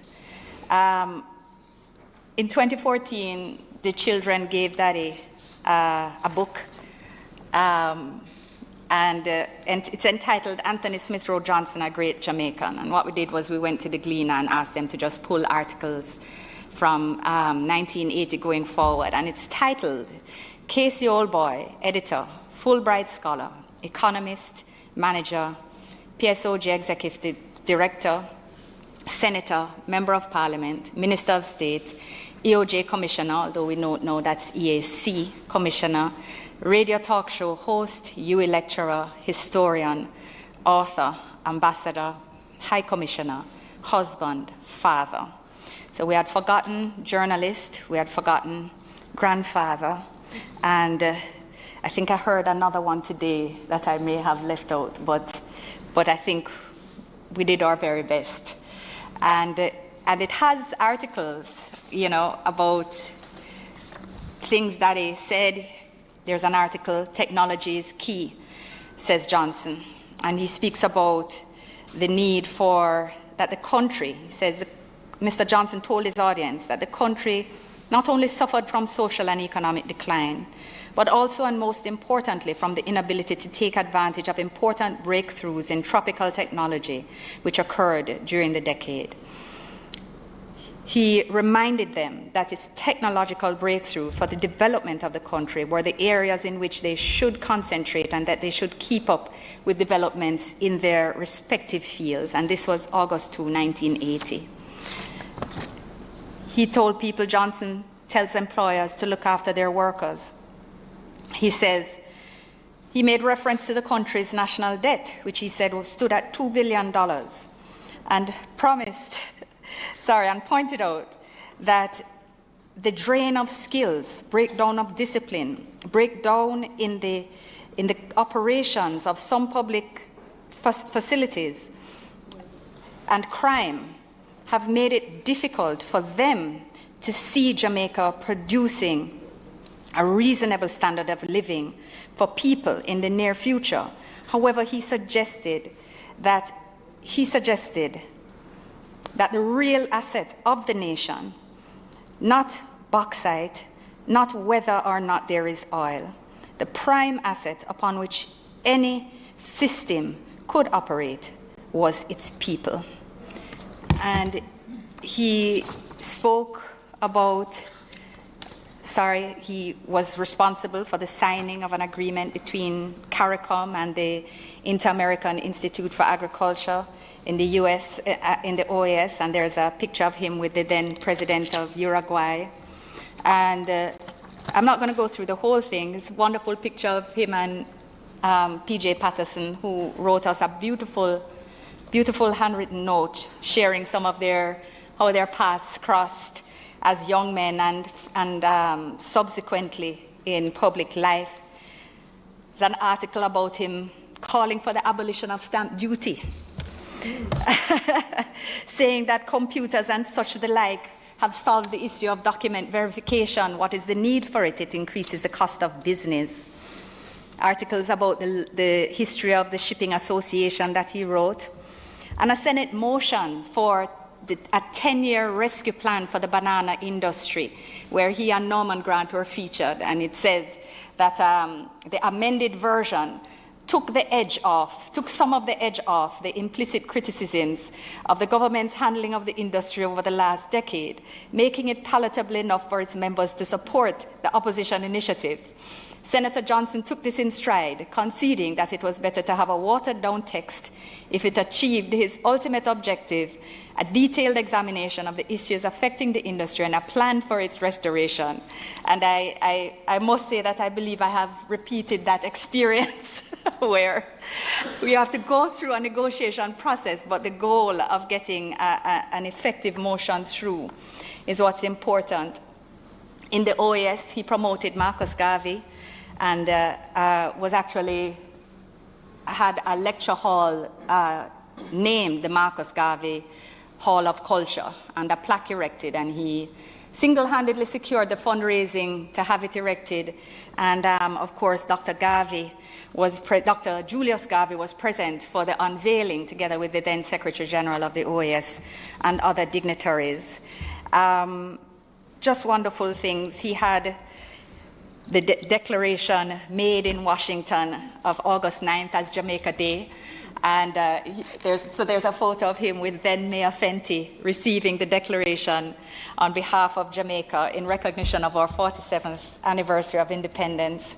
And many articles about his the Jamaican economy, calling for the extension of the CBI, the Caribbean Basin Initiative, which we just called for the extension of again just 2 years ago because it is of such continuous importance to us. But all of these wonderful things, we will have to see how to preserve. The old boys, yes, have already raised to me that the second edition, which is one of the things he was working on, an update of, that we will support its completion. And so we will work on that. And the Thanksgiving service for his life will be held at the chapel. And but we will speak further of other arrangements in due course. But there is much to share, and I will share perhaps in another forum. But certainly, as Minister of Foreign Affairs and Foreign Trade, I never tire of hearing his examples of his experiences in the diaspora, because the same hymns and stories that he took to his lecture theatre at UWI, which I continue to hear about as well, I know we all do. And, you know, when we were back then, when we were students, you know, it was, you know, it's just not cool. It just wasn't cool. But hearing about the stories now and how engaged people were, they never took notes, they didn't have to, because the way he related matters, they stayed in your head, that, you know, they would put his name on flyers as the guest speaker, just so that people would fill up the room, and then they would apologize for his absence. And he never argued with them about it, because he had never been invited in the first place. But they knew he was the pull, that people would come once he was speaking. Yes. But he used to encourage the diaspora to start businesses. He said Jamaicans, like anyone else, should be starting businesses, not just working for people, but build businesses in the diaspora, and that continues, that message continues to resonate today. The ideas of the patties, we now do see patties in Miami International Airport, and the thinking was that patties like pizza could be everywhere. It's an easy snack, it's delicious, and why couldn't we push it with Brand Jamaica? And that is something that still needs to be. Celebration of Jamaican citizenship. There never used to be ceremonies at the missions, the embassies and high commissions, for the receipt of Jamaican citizenship when members of the diaspora apply for their passport or apply, and that is now, he instituted that, and that continues. There are many things like that that just give a great sense of pride, and not the boastful pride, but the deep, authentic pride to know how much Daddy loved Jamaica, what great ideas he had, how much he attributed to the college. And in fact, I remember I gave a speech once, and I was insistent that I was going to write the speech myself. It was the valedictory speech for Norman Manley Law School, 1999. I'm writing it myself. I'm not asking Daddy for help, ever. And I read the speech on the day of graduation. And I quoted Homer in it. And Daddy said, why are you going to quote Homer when you could quote Walcott with Omerus? Of which he had a copy.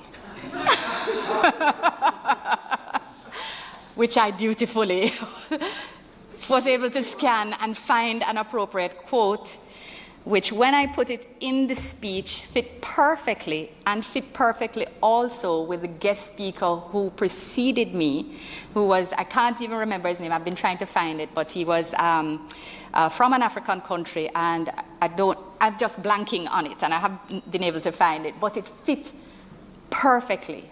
And afterwards, I was congratulated on delivering what was only acceptable for the offspring of a college man. I said, seriously, no. I don't think I'm even invited to your dinners. No, it's all attributed. But just to say that with all of the greatness and just sharing that little anecdote, at the end of the day, Daddy was Daddy, and he loved us. We loved him. He and Mommy worked hard to create a supportive home for all of us, and to provide a good example as to how best to live a life of service beyond self. And so we give thanks again for every kind word that has been shared, and every story and recollection that has been shared. We appreciate it deeply. And Mr. President, I thank you for your indulgence in the time. I recognize it's been a significant portion of the morning that has been dedicated for this. Just two little phrases that he always shared with me, that I always share with people who have come across my path and whose path I have crossed. And this my staff hears all the time. The reward for work, for good work, is more work. So whenever I would say, Daddy, this thing, the reward for good work is more work. Okay.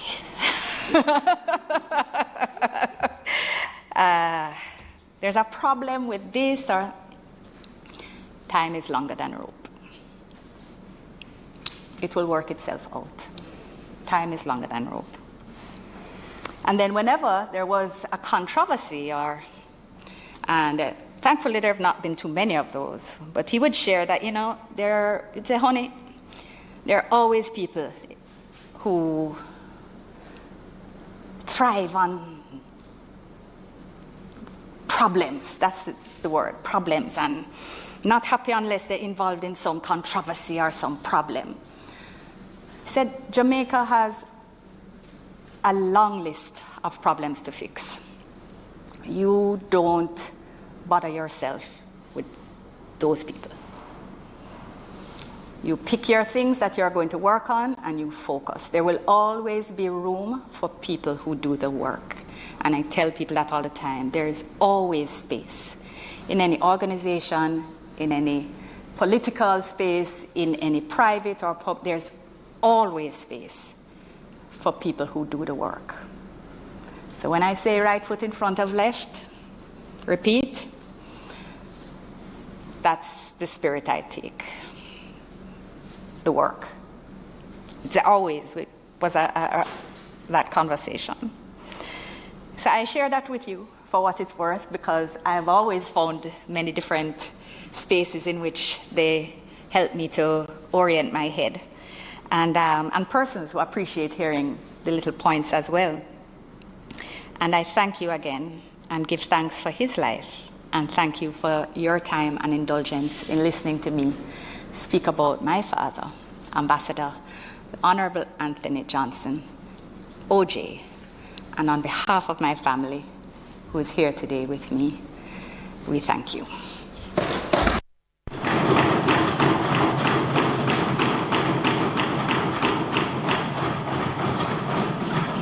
As is the usual custom, I'll ask the Senate to rise for a moment's silent tribute to Senator, Ambassador, the Honorable Anthony Johnson, member of the Order of Jamaica.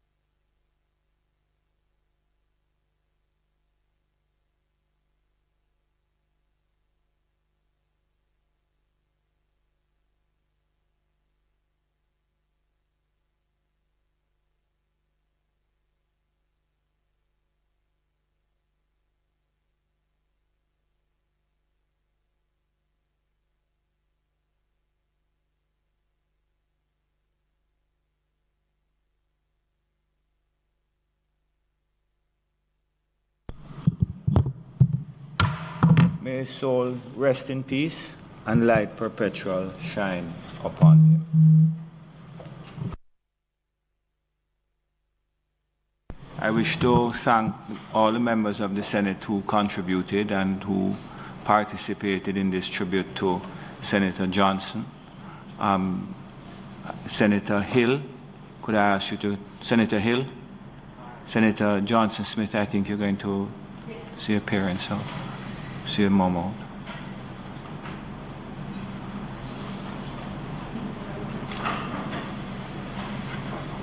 I'm going to ask the clerk to write accordingly to Mrs.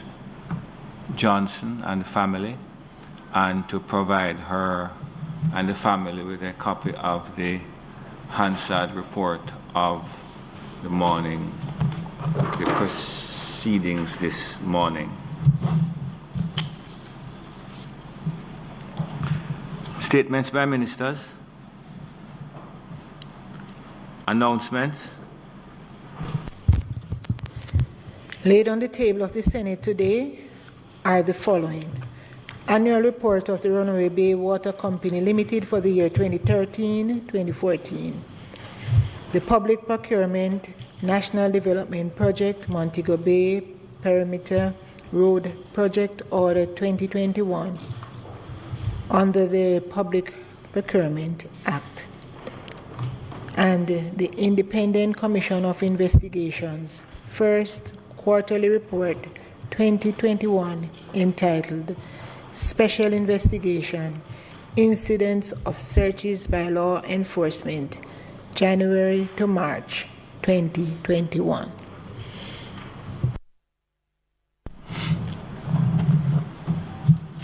Thank you, Madam Clerk. Bills brought from the Honorable House of Representatives. The following is a message from the Honorable House of Representatives and its Speaker. To the Honorable Senate, I have the honor to advise the Honorable Senate that on the 5th day of May 2021, a bill entitled An Act to Amend the National Insurance Act to increase the contributions paid to the National Insurance Scheme and increase the benefits payable under the National Insurance Scheme, to validate and confirm the payment of certain benefits made in good faith by persons acting on behalf of the National Insurance Fund, and the collection of contribution done in good faith, and to indemnify certain persons in respect of those payments and contributions, and for connected matters, was passed in the House of Representatives.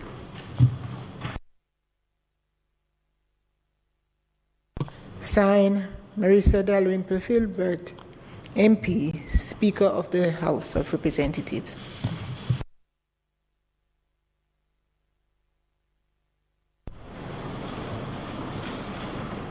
Mr. President, I signify my willingness to take charge of the bill.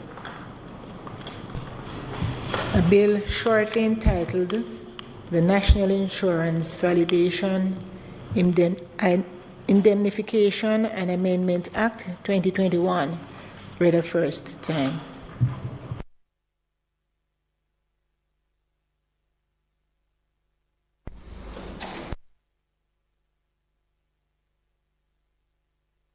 Mr. President, I beg to give notice of second reading of the bill. Thank you, Minister.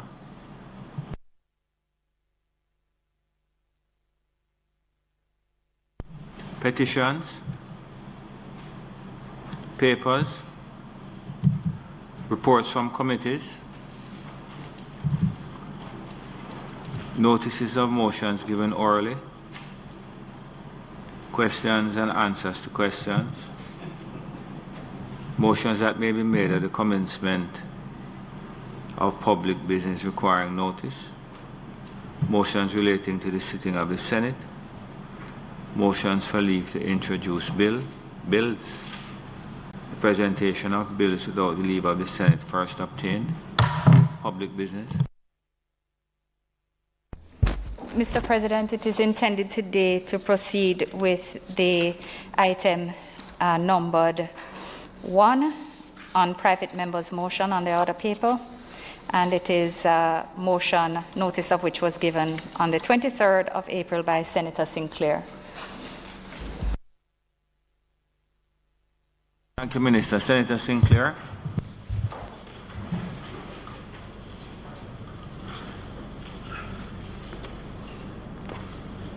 Thank you, Mr. President. Mr. President, with your brief indulgence, and before I get into the meat of what I am here to do today, I sat and just reflected on, well, I've been doing it from last week actually, in respect to an event which occurred in Spanish Town. And because I'm a practitioner in the local government, I just wish to make a comment on it.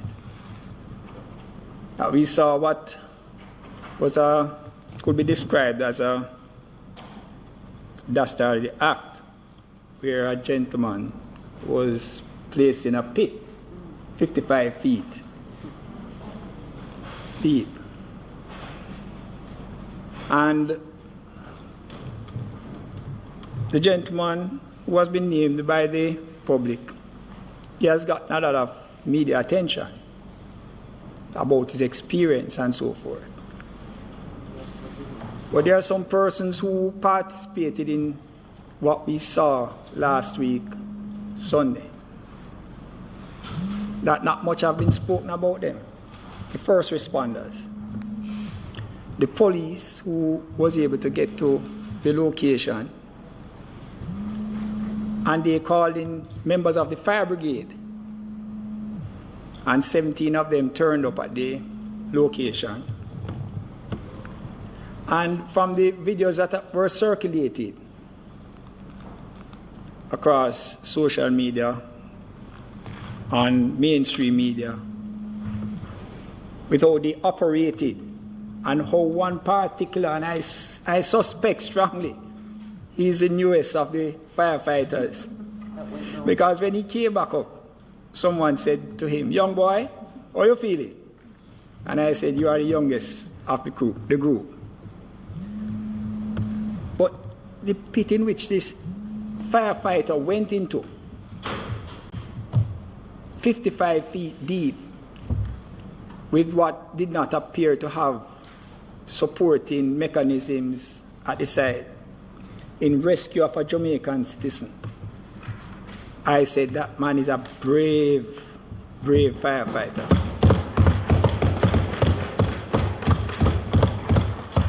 And you know, we don't recognize many of our firefighters, Mr. President, until something happens where there's a fire, and they are the persons who come and rush into a burning building, and in this case, into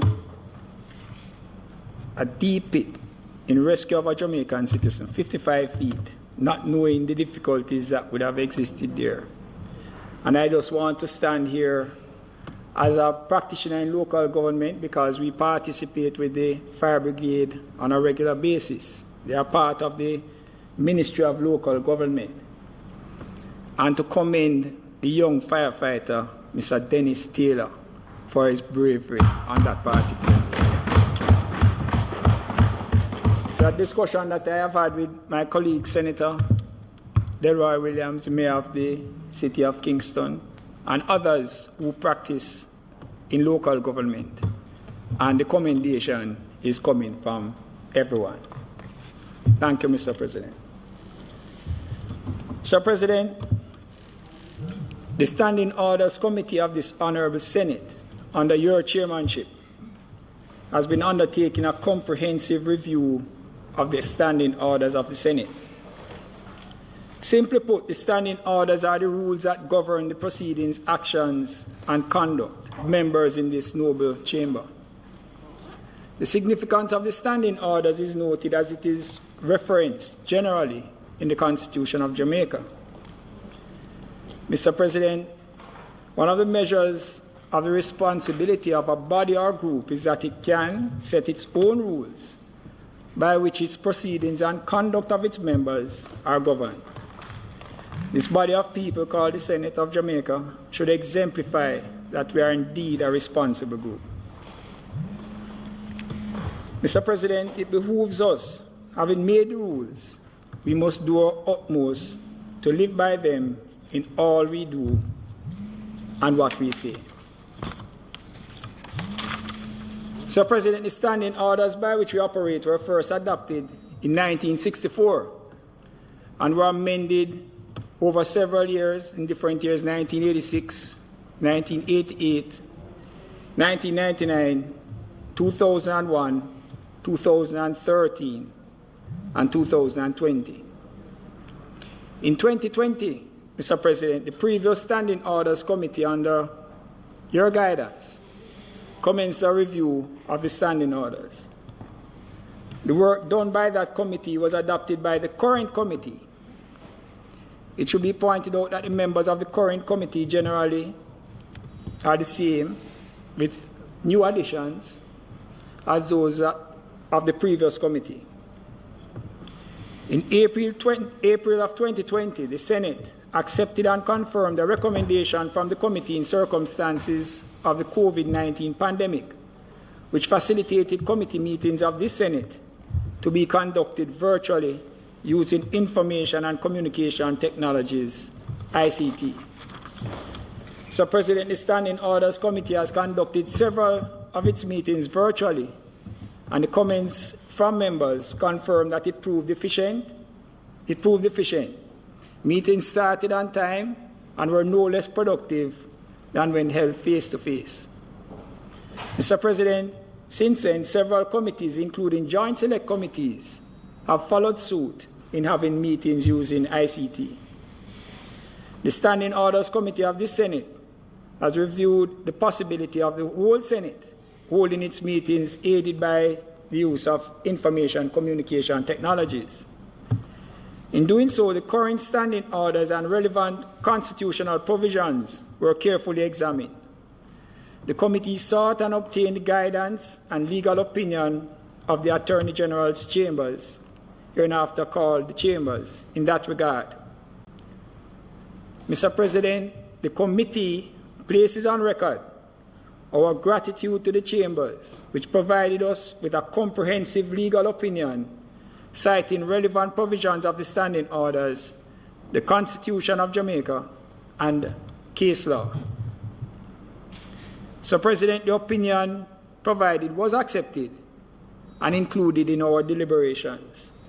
The Standing Orders Committee is now recommending to this Senate that the standing orders of the Senate be amended by inserting as Order 82B the following, and I quote: with the permission of the President, and the consent of members present in the chamber, any member may participate in a meeting of the Senate using information and communication technologies, ICT.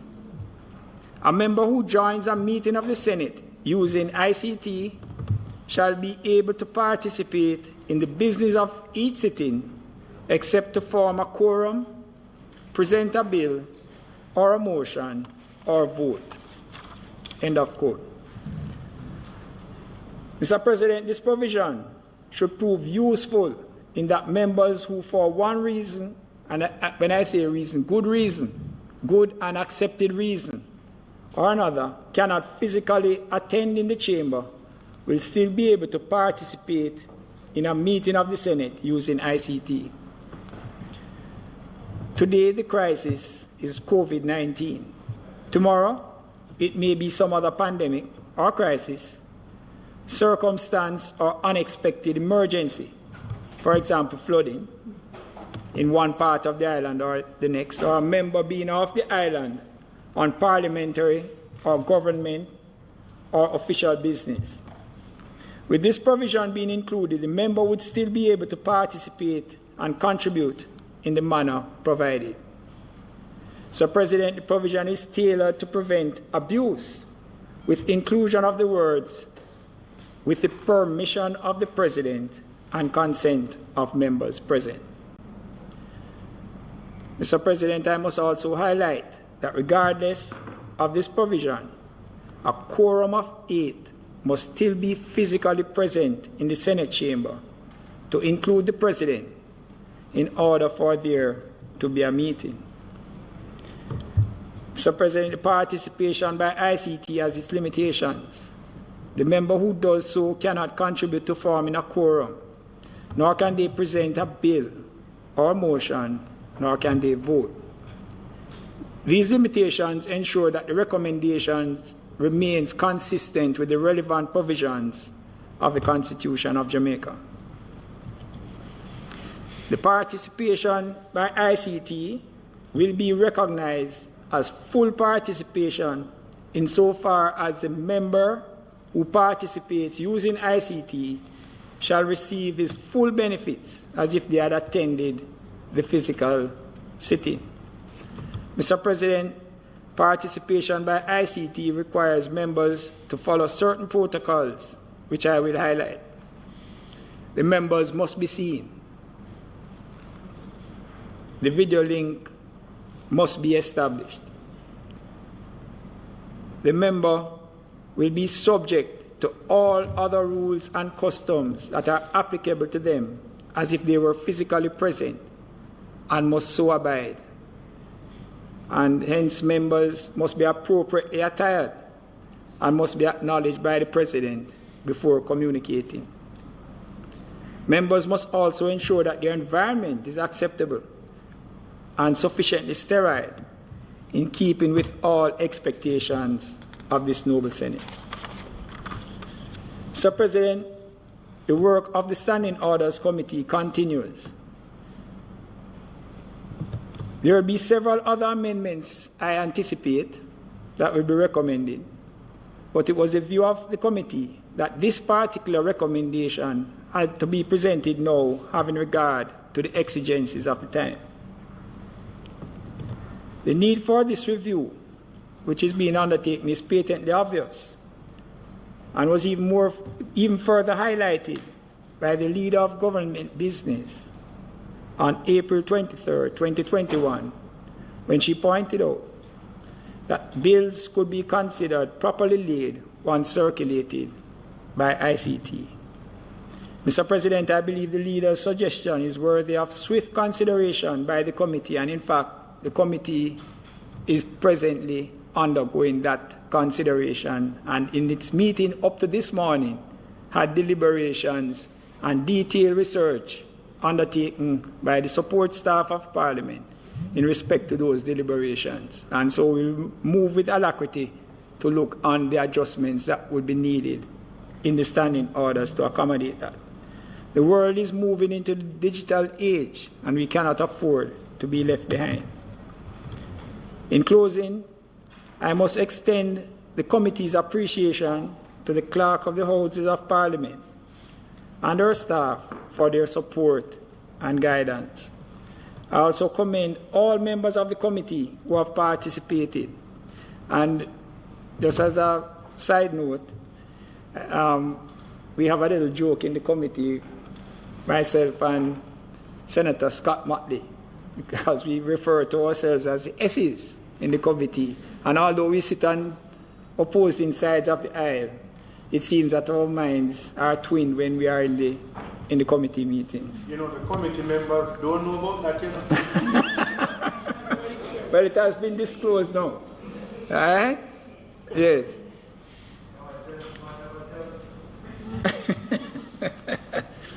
And I'm speaking of something that is good, Senator Bunting. Something that I can expose to the world. The attendance record has been very good, and the public who we serve would feel that they have been well served, I do believe. Mr. President, I invite members to make their comments on the motion that is before you. Thank you very much.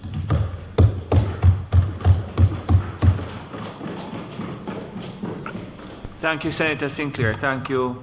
This is when I was looking for Senator Scott Motley. Senator Bunting. Thank you, Mr. President. This is not a controversial matter.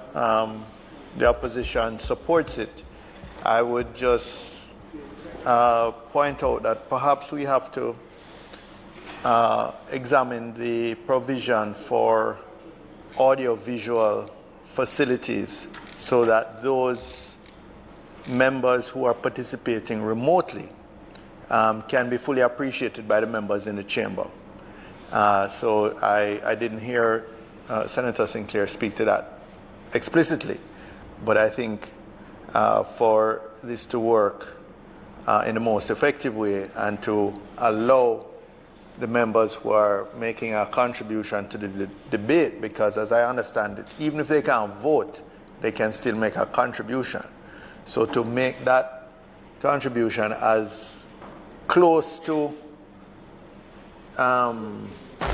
those who are here in person as effective as those, or as close to being as effective as those who are here in person, I think it would be useful if we had some sort of screen that we would have them up on, so that you would see the person. In fact, you'd have not just a audio, but you'd have an audio-visual representation of the member. So with that small suggestion, I would signal that the opposition supports these amendments. Sorry.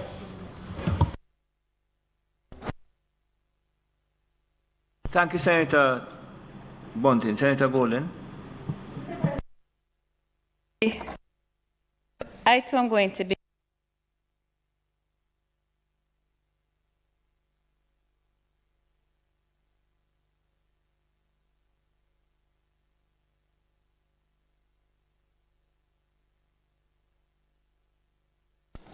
Thank you. Sorry. To have members sit in committees and be able to contribute remotely, the ability to participate, though, without regard for a proffered reason, and I do understand the committee to have been concerned about an abuse of the facility, but you know, I note we are moving in the 21st century into a very remote, active world that gets business done remotely. And I understand the nature of government, and in particular a parliament, where there might be limitations to that. So I don't know if in the future that's something that we will look at as the technology is even more widely used. I had the opportunity yesterday to read to the grade 3 class of the St. Hugh's Preparatory School, and I was invited to do so through a Zoom facility. And I must tell you, Mr. President, I was quite impressed with how these 8-year-olds, 7- and 8-year-olds, operated in this Zoom facility, not only was I able to engage them with the reading of the story, but I was also interacting with them, asking them questions about the story, and they were responding in a very orderly way, not everybody speaking at the same time. They have, after a year, gotten used to doing the business that they do remotely.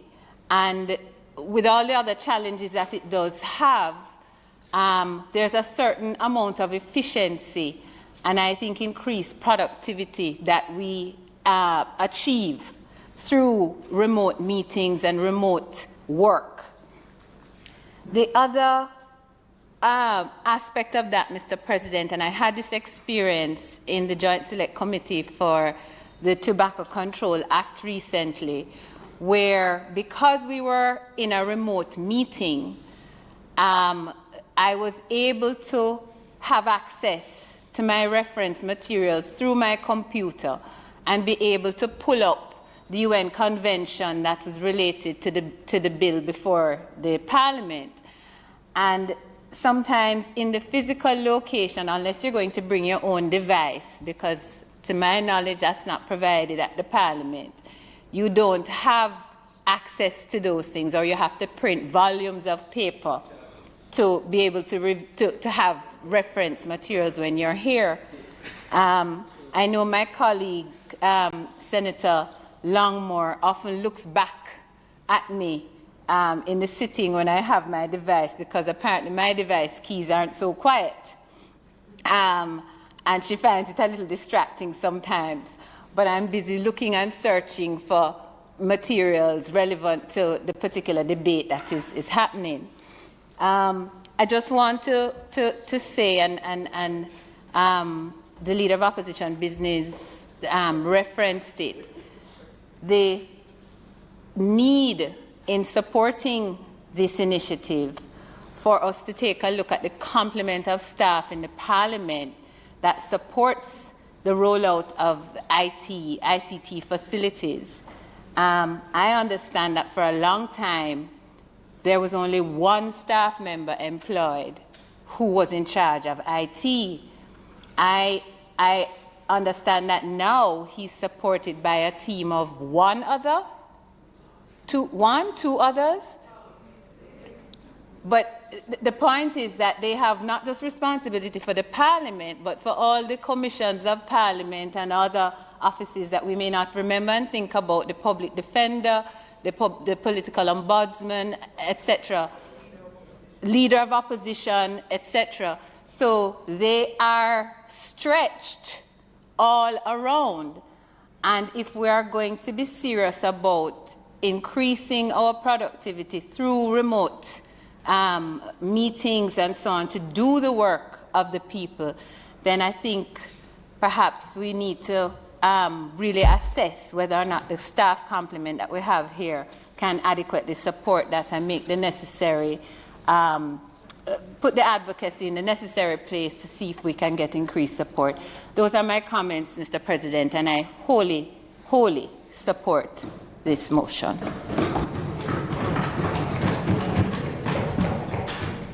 Thank you, Senator Golden. Senator Brown. Thank you, sir. It's nice to see Senator Brian arrive before the meeting is over.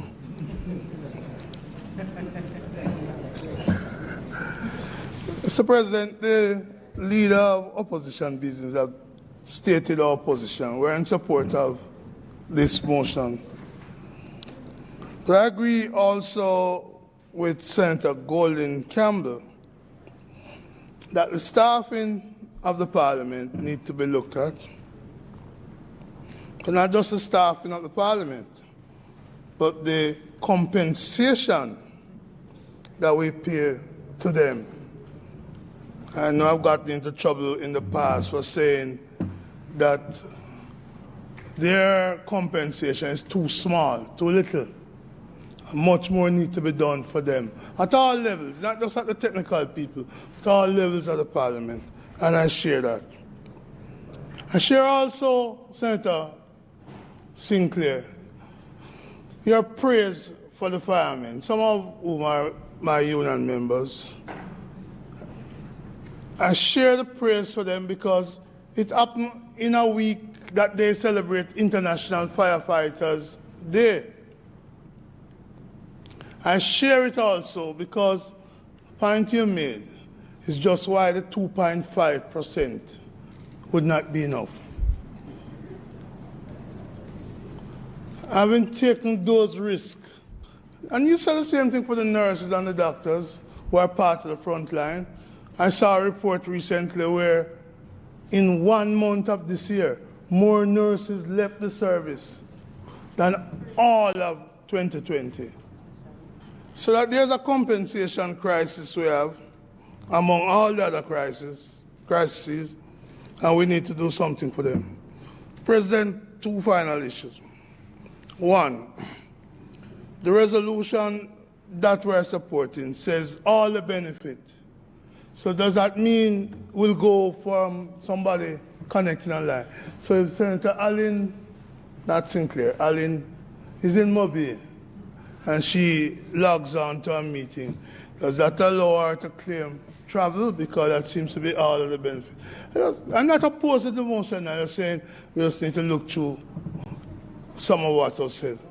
And finally, there was a time, or times, when the parliamentarians received tablets to assist with the work, just at about the time when we moved to freeing up electronic devices in the chamber.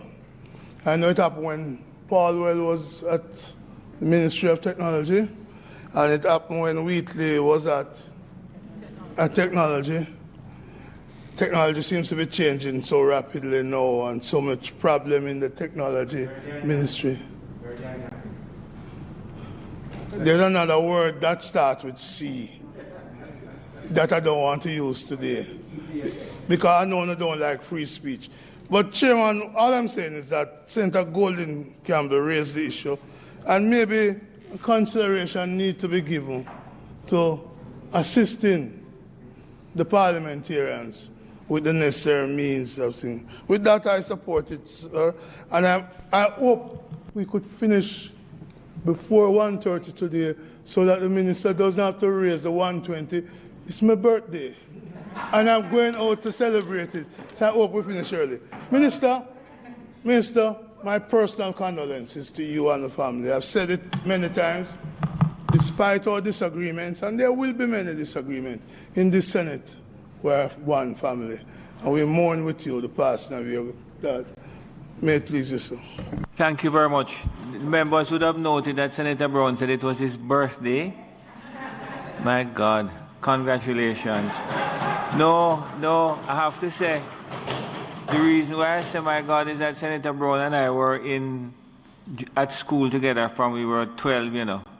So as he celebrates a birthday, so I recognize that I am also moving on. It's the 3rd birthday since January. No, I don't think. Senator Brown is a man that only celebrates 1 birthday per year. Senator Sinclair. Thank you, Mr. President. Thank the members for their comments, and I'm certain that they will be looked into and heeded, especially in respect to the upgrade.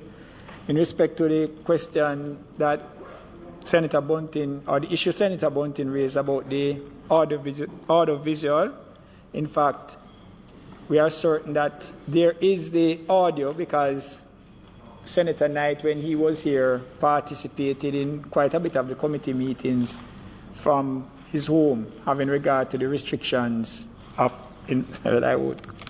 certain restrictions that were in place. And he abided by those and remained at home, but participated fully in the meetings. And from what I understand, that there are screens that can be used. But I did make the comment that there are certain protocols which I would have highlighted, and I did highlight, that members must be seen. Meaning to say, if you're participating, you would require the visual to also be available, so that it would be as if you were here, and what the persons who are here are actually seeing you during your presentation. And that is why I also spoke about the fact that their environment should be acceptable, parliamentary. Yes, thank you very much. Because I've seen some in joint select committees, Senator Brown, I've seen some in joint select committees that appear on screen, and they must also be aware that they are appearing to the public by the public broadcast that have been in just shirts, T-shirts, or as the case may. I've seen that from parliamentarians. Yes, ma'am. So that is something that I did highlight, and I'm certain that members will keep that in mind. In respect to the issue raised by Senator Brown on the issue of benefits, you can't claim traveling if you didn't travel. So, but the other benefits that you are entitled to is something that you would continue to get. So with that, Mr. President, as I said, I thank all persons, and I ask for the motion to be approved. The members would have heard the report from the Standing Orders Committee of this Honourable Senate, would have listened to the contribution of the various members, and I ask the question whether the motion is approved. Those in favour? Against? Ayes have it. Just before I call on the Minister, I will say that Senators Longmore and Morris had intended to make a brief intervention on the motion for adjournment for Child's Month, and I have asked that the contribution, Senator Morris, be made next week in view of the nature of today's sitting. So I thank you very much. Minister. Thank you, Mr. President. And on all accounts, it's very much appreciated.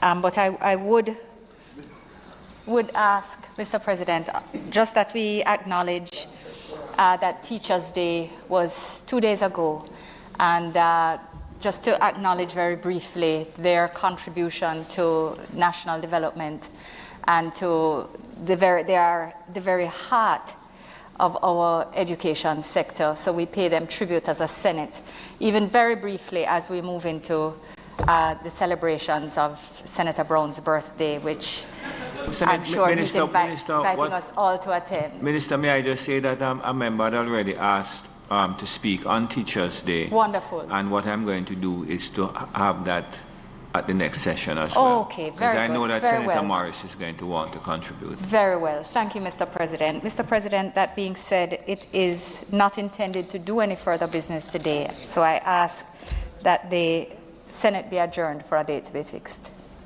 Members, the question is that the Senate be adjourned for a date to be fixed. In favour? Against? This Honourable Senate now stands adjourned.